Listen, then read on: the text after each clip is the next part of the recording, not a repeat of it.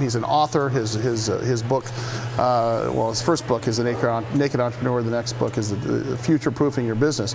But you're also a business person, and in the background, in the last 18 months, you decided you were going to get into, I call it a retail business because it's really a B2C business. It's not a retail business, it's a B2C business. But talk about it. How did you get into it and what are you doing? Yeah, so I had worked with a company in Australia called Poolwerx for about 20 years as a consultant.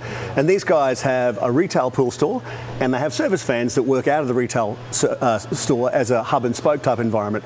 Successful business in Australia, 100 stores, about 350 mobile units in the field.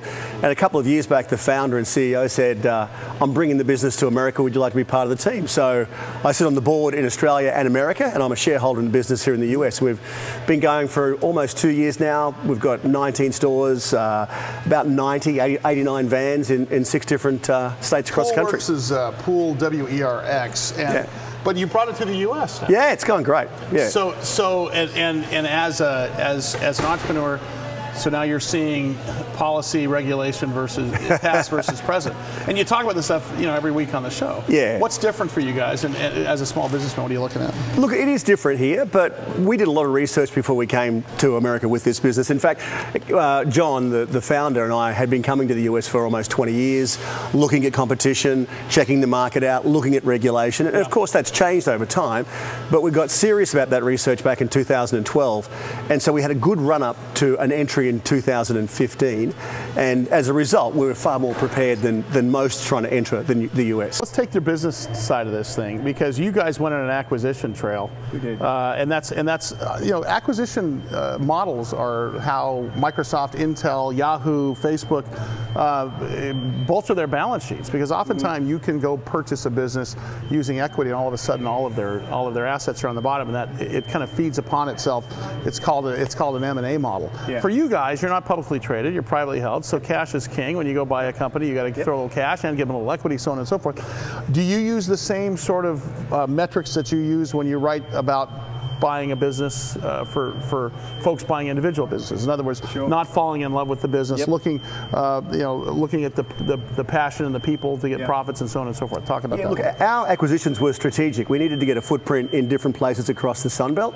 So we bought a business in Arizona and then one that had a branch in California and Tucson and in Florida. So it gave us that footprint to go and refine the model to make sure that we could get it right here as a company-owned outlet, and then we franchised out from that. So how do you separate that perception from reality? Because let's face it, that's when you're separating perception from reality in a business, when you're figuring out the model and you're tweaking it, that's where you could get, that's where you can drink the Kool-Aid in the wrong direction, right? Yeah. Well, in 2 parts. When we were looking at any number of businesses across the Sun Belt, John O'Brien, the founder, and myself would get on an aircraft and we'd fly for weeks and weeks and we'd look at so many deals, and sometimes it's easy to go, you know what, that's the one.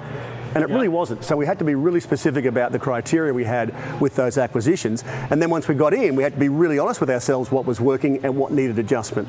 And we've been able to do that in the last 18 months. What kind of resistance do you get from CEOs and the like when you're going in to do an acquisition? Is it always about valuation? Is it sometimes about the fact that we're going to buy it, but you can't be here anymore, but you're going to have to take your exit? What's the toughest conversations you have to have? Look, some of these guys have come for the ride, and others have just got out of their business and said, it's yours, have a nice day, see you later. I think some of the toughest conversation is our discussion about what the business is really worth. Because someone who's built a relatively good business in their area, in their patch, and they've made some good money out of it, they have an inflated value on what that's worth to somebody who's coming in.